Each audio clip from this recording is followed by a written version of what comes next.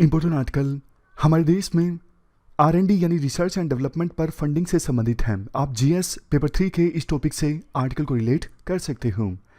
देखो, यूनेस्को की रिपोर्ट के अनुसार ग्लोबल एक्सपेंडिचर जो है आर&डी पर यानी रिसर्च एंड डेवलपमेंट पर कितना है, 1.7 ट्रिलियन डॉलर्स को पार कर चुका है। लेकिन इंडिया की बात करें, इंडिया देखो अभी भी आर&डी पर सिर्फ 0.66% ऑफ जीडीपी खर्च करता है, जो कि देखो दूसरे डेवलप कंट्रीज या फिर इमर्जिंग जो इकोनॉमिक पावर्स हैं ईस्ट एशिया में जैसे इंडोनेशिया, उनके कंपैरिजन में बहुत कम है। और इससे भी ज़्यादा पिछले 2 सालों में अगर आप नज़र डालोगे तो रिसर्च एंड डेवलपमेंट पर जो फंड एलोकेशन है वो बढ़ने के बजाय कम हो रहा है। 2022-23 के बजट में, मतलब इस साल के बजट में भी आर&डी पर जो फंड्स एलोकेट किए गए हैं वो ऑलमोस्ट स्टैग्नेट हैं, मतलब उतने ही हैं जितने पिछले साल थे। इस साल का जो इकोनॉमिक सर्वे है ना, उसमें आर&डी पर कुछ नहीं बोला गया है, जबकि पिछले साल का जो इकोनॉमिक सर्वे था ना 2020-21 का, इसमें तो साफ तौर पर बोला गया था कि दूसरे वेस्टर्न और ईस्ट एशियन इकोनॉमीज की तरह इंडिया को भी आर&डी पर अपनी जीडीपी का कम से कम 2% खर्च करना चाहिए। अभी इंडिया सिर्फ ऑलमोस्ट 0.7% ऑफ जीडीपी खर्च करता है आर&डी पर। पिछले साल के इकोनॉमिक सर्वे में एक बात यह भी बोली गई थी कि प्राइवेट सेक्टर को भी आर&डी पर ज्यादा खर्च करना चाहिए। आज के समय में हमारे देश में टोटल जितना पैसा खर्च होता है ना आर&डी पर, उसमें देखो 37% प्राइवेट सेक्टर खर्च करता है और बाकी बचा हुआ 63% खर्च करता है पब्लिक सेक्टर। जबकि डेवलप कंट्रीज में सिचुएशन उल्टी है, वहां पर प्राइवेट सेक्टर ज्यादा खर्च करता है आर&डी पर और पब्लिक सेक्टर कम करता है। लेकिन अगर देखो प्राइवेट सेक्टर नहीं खर्च कर रहा है आर&डी पर, तो पब्लिक सेक्टर को यानी सरकार को तो आगे आना ही चाहिए। इसके बाद अगर हम बात करें, सरकार जो आर&डी के लिए फंड्स एलोकेट करती है उसमें से किस एजेंसी को कितना मिलता है।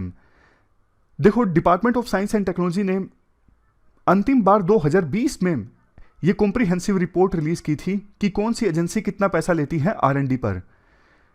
जितना सरकार एलोकेट करती है ना, उसमें 31.6% जाता है डीआरडीओ के लिए। ये 2017-18 का डेटा है। 19% गया डिपार्टमेंट ऑफ स्पेस के लिए, 10.8% गया एटॉमिक एनर्जी के लिए। तो ये टोटल मिला के हो गया 61.4%।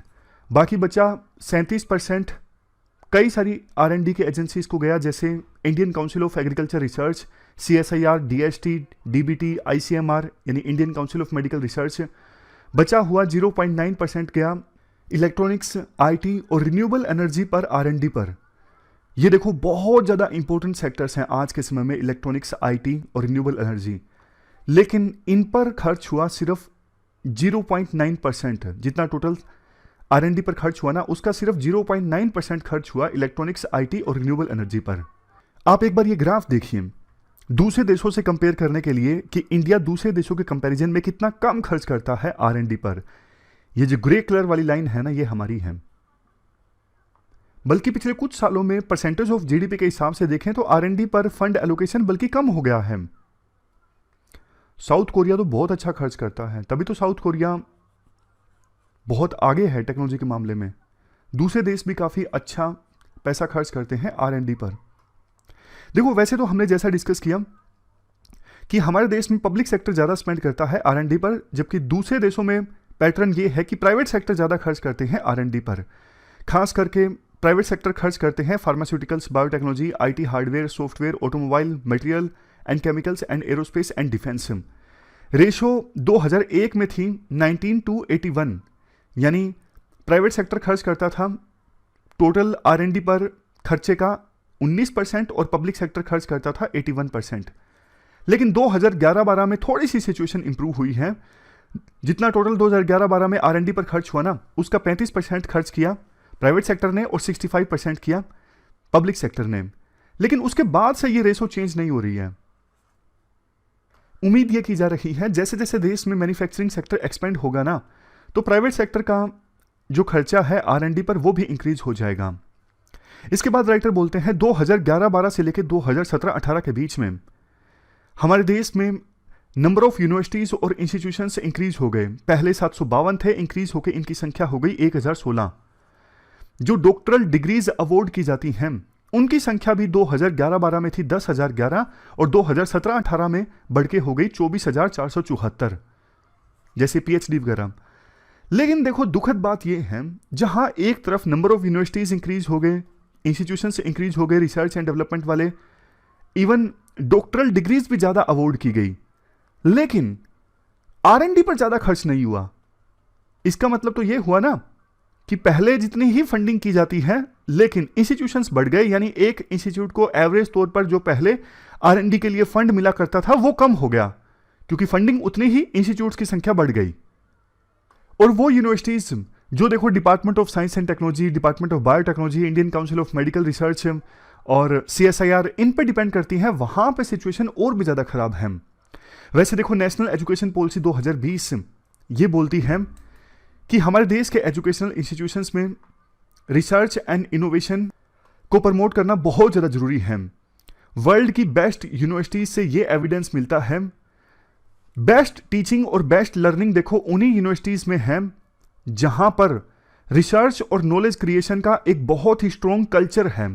तो हमारे देश की यूनिवर्सिटीज में रिसर्च और नॉलेज क्रिएशन का कल्चर डेवलप करना जरूरी है, उसमें फंडिंग एक इंपॉर्टेंट रोल प्ले करता है। नेशनल एजुकेशन पॉलिसी 2020 ये भी सजेस्ट करती है कि नेशनल रिसर्च फाउंडेशन डेवलप किया जाए, और ये नेशनल रिसर्च फाउंडेशन अलग अलग यूनिवर्सिटीज, कॉलेजेस और इंस्टीट्यूशंस ऑफ हायर लर्निंग से जो competitive peer reviewed grant proposal आते हैं ना, उन्हें फंड करें। वैसे देखो पिछले साल की बजट स्पीच में वित्त मंत्री ने यह कहा था कि हम अगले 5 सालों में इस नेशनल रिसर्च फाउंडेशन को 50,000 करोड़ रुपए देंगे, लेकिन अभी तक ऐसा कोई प्रोविजन किया नहीं गया है, सिर्फ स्पीच दी गई है। आरएनडी में अभी देखो जो कम खर्चा होता है ना, उस डेफिसिट को सेंट्रल गवर्नमेंट को जल्द से जल्द एड्रेस करना होगा। पहले सरकार का टारगेट ये होना चाहिए, ये सुनिश्चित करना कि देश में आरएनडी पर 1% ऑफ जीडीपी खर्च हो, और इसे सुनिश्चित किया जा सकता है अगर पब्लिक फंडिंग जो है आरएनडी पर उसे 80% तक इंक्रीज कर दिया जाता है। वित्त मंत्री ने पिछले साल की बजट स्पीच में जो 50,000 करोड़ एलोकेट करने की बात कही थी ना नेशनल रिसर्च फाउंडेशन को, अगर वो कर दिया जाता है तो देखो सीएसआईआर, डीएसटी, एससीआरबी मतलब science engineering research board, DBT, ICMR, Indian council of agriculture research, इनके द्वारा जो भी ऑटोनोमस यूनिवर्सिटीज और इंस्टीट्यूशंस को फंड किया जाता है, फंड्स की कमी रहती है, उस कमी को पूरा किया जा सकता है। वैसे एससीआरबी यानी साइंस इंजीनियरिंग रिसर्च बोर्ड, ये तो ऑलरेडी कॉम्पिटिटिव बेसिस पर प्रोजेक्ट्स को फंडिंग कर रही है। तो एक प्रकार से जिस उद्देश्य के साथ नेशनल एजुकेशन पॉलिसी में नेशनल रिसर्च फाउंडेशन इस्टेब्लिश करने की बात कही है ना, वो उद्देश्य पूरा कर रहा है एससीआरबी। इसके बाद राइटर बोलते हैं एक वर्चुअल प्लेटफॉर्म इस्टेब्लिश किया जा सकता है, ऑनलाइन प्लेटफॉर्म, जो दिखाए कि किस प्रोजेक्ट के लिए कितनी पब्लिक फंडिंग की गई है। मतलब इंफॉर्मेशन अगर सामने रहेगी ना जनता के, रिसर्च इंस्टीट्यूशंस के, तो और भी ज़्यादा बेहतर होगा। इसके बाद नेक्स्ट पॉइंट में राइटर ये बोलते हैं, अगर देखो आरएनडी पर फंड ज़्यादा एलोकेट होते हैं ना, तो जॉइंट आरएनडी प्रोजेक्ट्स भी कैरी आउट किए जा सकते हैं। जॉइंट मतलब पब्लिक इंस्टीट्यूशंस और स्टार्टअप या फिर इंडस्ट्रीज वाले वो मिल के आरएनडी प्रोजेक्ट्स पर काम कर सकते हैं। अभी सरकार कुछ प्रोजेक्ट्स को फंड तो देती है, थोड़ा थोड़ा फंड देती है, लेकिन अगर फंडिंग इंक्रीज होती है तो कुछ जो इंपॉर्टेंट प्रोजेक्ट्स हैं उनका पूरा का पूरा खर्चा जो है वो सरकार उठा सकती है। इसके अलावा आरएनडी में जो ह्यूमन रिसोर्स है ना, उनको भी अपग्रेड करने की आवश्यकता है। हमारे देश में कुछ जो इमर्जिंग एरियाज हैं जैसे internet of the things, artificial intelligence, इनमें एडुकेट एक्सपर्टीज की कमी है। तो आने वाले 5 से 6 सालों में हमें 5,000 स्टूडेंट या फिर साइंटिस्ट जो हैं वो दूसरे देशों में, वर्ल्ड के दूसरे डेवलप कंट्रीज में जो बेस्ट लेबोरेटरीज है ना आरएनडी के क्षेत्र में, वहां पर भेजने पड़ेंगे डॉक्टरल या फिर पोस्ट डॉक्टरल लेवल पर ट्रेनिंग हासिल करने के लिए। और ये भी सुनिश्चित करना होगा कि वो वहां पे जाके सेटल डाउन ना हो जाए। लास्ट में 2-3 पॉइंट और भी। इंडिया में जो पोस्ट डॉक्टरल वर्क है ना, जैसे देखो पीएचडी की डिग्री हासिल कर ली किसी ने, उसके बाद उसे बेटर रीनमरेशन मिलना चाहिए, यानी जो यंग साइंटिस्ट है ना उनको अच्छी सैलरीज, अच्छा पैसा मिलना चाहिए रिसर्च करने के लिए। और सबसे बेस्ट ये होगा पीएचडी करने के बाद जो यंग साइंटिस्ट हैं उनको यूज़ किया जा सके, जो कोलैबोरेटिव प्रोजेक्ट्स चलते हैं ना इंस्टीट्यूट्स, यूनिवर्सिटीज़ या फिर इंडस्ट्रीज़ के बीच में, तो उन कोलैबोरेटिव प्रोजेक्ट्स के लिए यंग साइंटिस्ट का इस्तेमाल किया जा सकता है। Last point, science and technology department को भी थोड़ा अपनी फंक्शनिंग में सुधार लाना होगा। जल्दी जल्दी डिसीजन लेने होंगे, ज़्यादा से ज़्यादा इंफॉर्मेशन शेयर करनी होगी और इन्वेस्टिगेटर्स को अलाउ करना होगा कि वो आसानी से इन्वेस्टिगेट कर सकें कि कैसे आपने फंड्स को यूटिलाइज किया है। साइंस एकेडमीज जो इंडिया की हैं, अगर देखो वो जनता के साथ में, सरकार के साथ में R&D से संबंधित इश्यूज पर कम्युनिकेटिव रहती हैं, यानी बात करती रहती हैं, जनता को इन्फॉर्मेशन प्रोवाइड करती रहती हैं, सरकार के साथ संवाद करती हैं, तो बहुत अच्छा होगा। सरकार को भी पता लगता रहेगा कि कौन से R&D प्रोजेक्ट्स पर खर्च करना बहुत ज़्यादा ज़रूरी है देश के विकास के लिए, देश की उन्नति के लिए। तो इसलिए साइंस एकेडमीज को कम्युनिकेटिव रहना होगा। तो ये पूरा आर्टिकल हमने डिस्कस किया R&D से संबंधित। चलते हैं आगे। इसके बाद नेक्स्ट आर्टिकल हमारे देश में एग्रीकल्चर सेक्टर में होने वाले एमिशंस से संबंधित है। देखो पिछले साल के लास्ट में जब यूके में ग्लासगो में क्लाइमेट चेंज संबंधित कॉन्फ्रेंस ऑर्गेनाइज हुई थी ना, तो प्रधानमंत्री मोदी ने टारगेट रखा था कि 2070 आते आते इंडिया भी कार्बन न्यूट्रलिटी टारगेट को हासिल कर लेगा। मतलब जितना कार्बन इंडिया से एमिट होगा उतना ही एब्जॉर्ब भी होगा। तो नेट रिजल्ट ये निकलेगा 0 carbon emission. Even budget speech के शुरुआत में जो अमृतकाल की बात बोली गई ना, उसमें से 4 प्रायोरिटीज में से एक है climate action and energy transition. Budget में ये सारे प्रोविजंस भी किए गए हैं क्लाइमेट चेंज को एड्रेस करने के लिए, जैसे एडिशनल 19,500 करोड़ रुपए एलोकेट किए गए हैं सोलर फोटोवोल्टिक मॉड्यूल्स के लिए। वित्त मंत्री ने बजट स्पीच में ये कहा कि थर्मल पावर प्लांट्स में 5 से 7% ऑफ बायोमास पैलेट्स की को फायरिंग की जाएगी। Sovereign green bonds, battery swapping policy, ये सब इनिशिएटिव्स हैं जो अनाउंस किए गए क्लाइमेट चेंज को एड्रेस करने के लिए। ये सब पॉजिटिव स्टेप्स अच्छे हैं, लेकिन देखो हमारे देश में जो एग्रीकल्चर सेक्टर है ना, वो टोटल जितना मीथेन एमिट होता है ना, उसमें से 73% तो हमारे देश का एग्रीकल्चर सेक्टर कंट्रीब्यूट करता है। यूरोपियन यूनियन और यूएसए ने टारगेट रखा 2030 आते आते जितना वो मीथेन एमिट करते हैं ना, उसका 30% कम कर देंगे। लेकिन इंडिया ने मीथेन को कम करने का कोई टारगेट नहीं रखा है, जबकि इंडिया जो है पूरे वर्ल्ड में मीथेन का 3rd लार्जेस्ट एमिटर है। वित्त मंत्री ने गंगा नदी के अलोंग 5 किलोमीटर वाइड कॉरिडोर में केमिकल फ्री नेचुरल फार्मिंग की बात तो बोली। इसके अलावा मिलेट्स जैसे ज्वार बाजरा, इनके स्पोर्ट की बात कही। ऑयल सीड्स और किसान ड्रोन्स, इनकी डोमेस्टिक प्रोडक्शन को भी इंक्रीज करने की बात कही। ये सब तो देखो वेलकम स्टेप्स हैं, लेकिन ऑलरेडी जो काफ़ी सारी सब्सिडी सरकार देती है, जैसे यूरिया पर सब्सिडी, कैनल इरिगेशन पर सब्सिडी, इरिगेशन पर पावर पे सब्सिडी, इसके अलावा MSP संबंधित पॉलिसीज, प्रोक्योरमेंट संबंधित पॉलिसीज, जो कि देखो कुछ ही स्टेट्स में 2 क्रॉप्स तक लिमिट है, राइस और वीट तक। इन पर सरकार बहुत ज़्यादा खर्च करती है और बहुत ज़्यादा एमिशंस होता है, लेकिन उनको कम करने की दिशा में सरकार ने कदम नहीं उठाए। इसके बाद राइटर बोलते हैं, देखो 1 जनवरी को FCI के पास वीट और राइस के जो स्टॉक्स हैं ना, वो जितने होने चाहिए उससे 4 गुना ज़्यादा हैं।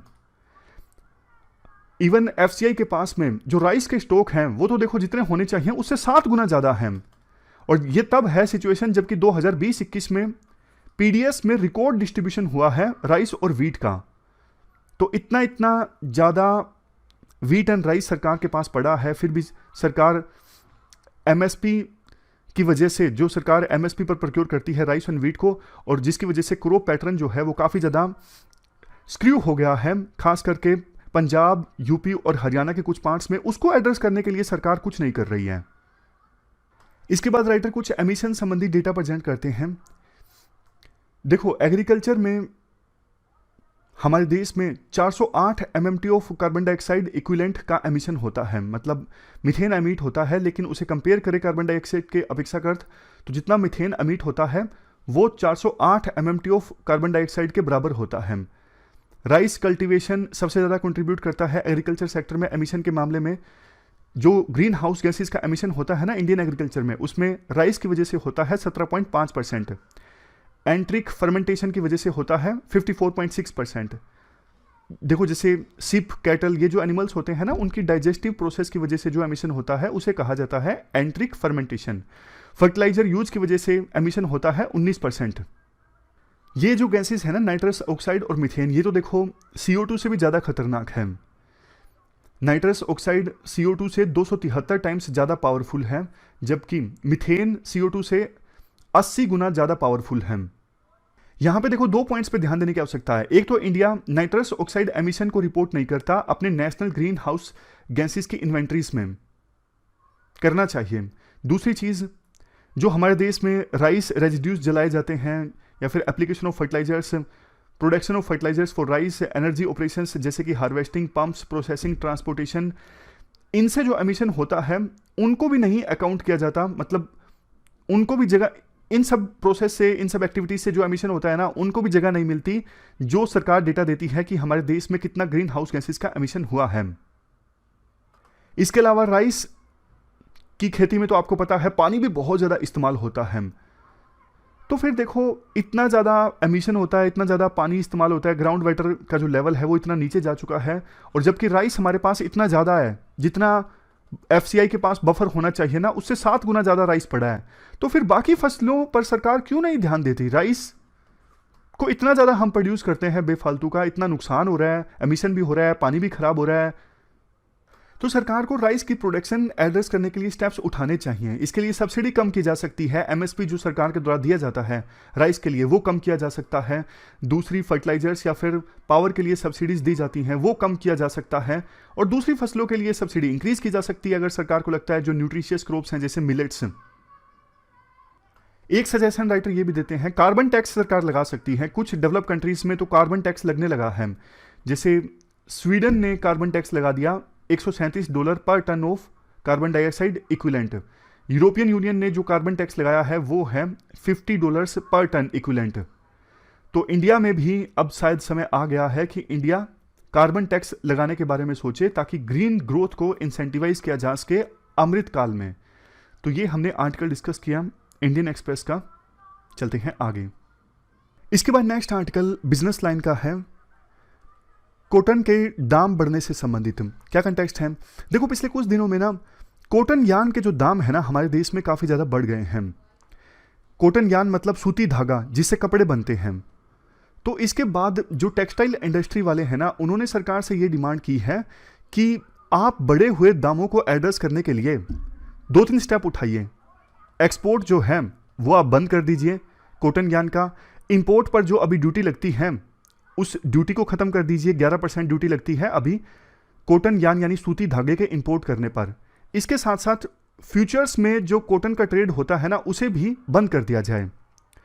राइटर इस बात को एनालाइज करते हैं, क्या टेक्सटाइल जो मैन्युफैक्चरर हैं उनकी ये डिमांड सही है या गलत है। राइटर कहते हैं जो ये टेक्सटाइल मिल वाले हैं ना, उनकी ये डिमांड गलत है। गलत क्यों है? गलत देखो इसलिए है, वैसे तो देखो इंडिया कॉटन के मामले में ना सिर्फ लार्जेस्ट कल्टीवेटर है बल्कि लार्जेस्ट प्रोड्यूसर भी है। ऊपर देखिए, आपको दिखेगा नहीं, मैं दिखाता हूँ एक सेकेंड।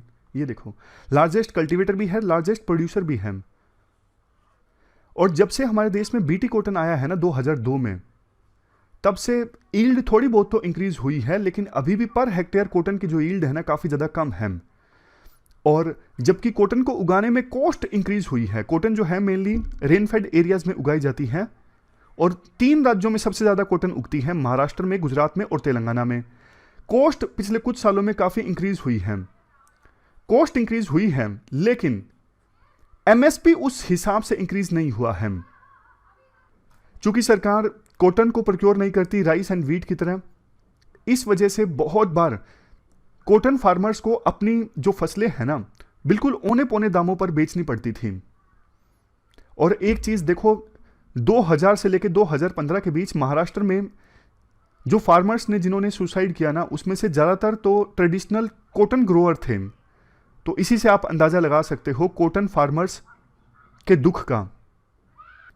तो राइटर का मेन पॉइंट ये है, इतने सालों तक जो टेक्सटाइल मिल वाले हैं वो फायदा कमाते रहे, बेचारे कॉटन फार्मर्स जो हैं वो दुख में रहे।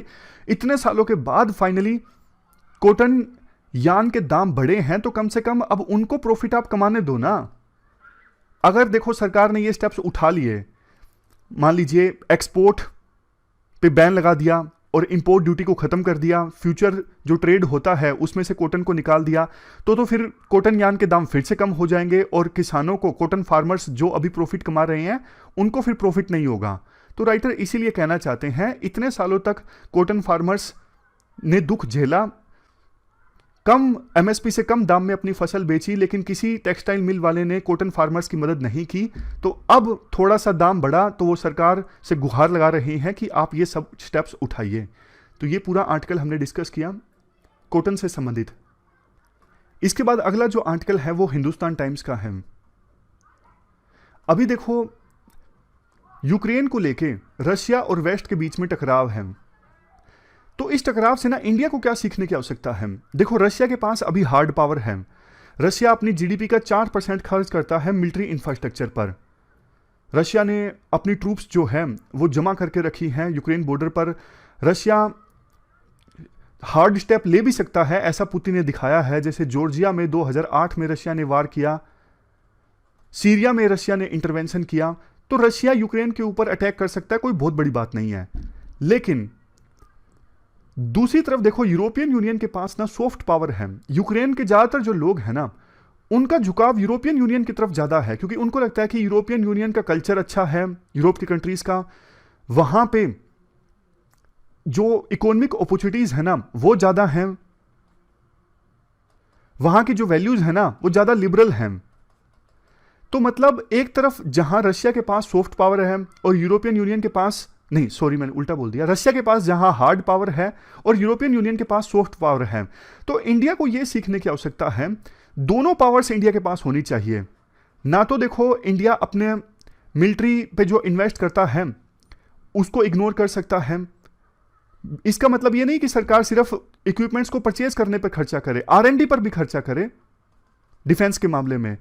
ना तो इंडिया ये इग्नोर कर सकता है और ना ही इंडिया सॉफ्ट पावर इग्नोर कर सकता है। जैसे हमारे पड़ोसी देशों की बात करें, नेबरहुड कंट्रीज की, उनको एक ऐसा अल्टरनेटिव प्रेजेंट करना है कि इंडिया के पास मार्केट है, इंडिया के पास टेक्नोलॉजी है, इंडिया इन्वेस्ट कर सकता है, इसलिए इंडिया के साथ संबंध बनाना बहुत जरूरी है। ये महसूस होना चाहिए हमारे आस पड़ोस के देशों को।